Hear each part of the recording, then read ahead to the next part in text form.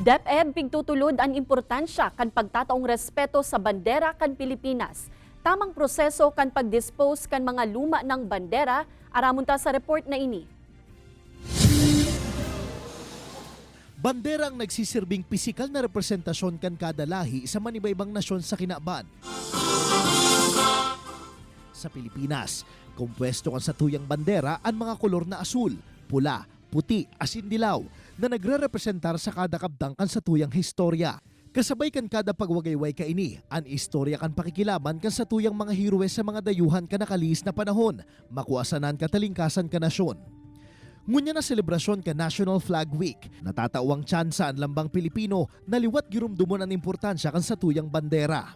Katakod ka ini, sarong flag burning ritual ang pigkondusir sa Yabu Elementary School sa Barangay Carolina, Naga City, kung saan sa paagi kan sarong seremonya, solemning pigsulo ang duwang lumang bandera kanasambitan ng eskwelahan. Makalihi suluon, dagos niya ining pigkaag sa sarong palayok, dangan itinalbong harani sa flagpole kan eskwelahan.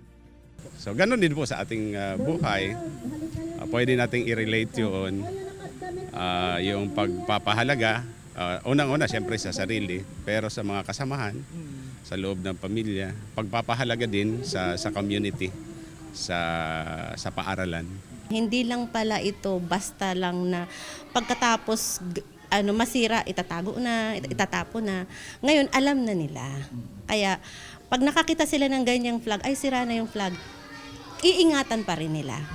Ang nasambit na seremonya, susog sa Section 14 kan Republic Act 8491 o ang Flag and Heraldic Code of the Philippines kung saan nakapalaog ang tamang proseso sa pag-dispose kan luma ng bandera ka nasyon.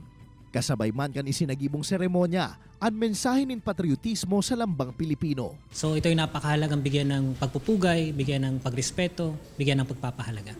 Kasi kung paano mo pinapahalagaan yung watawat, ganun din yung pagpapakita mo ng pagpapahalaga sa bansa natin.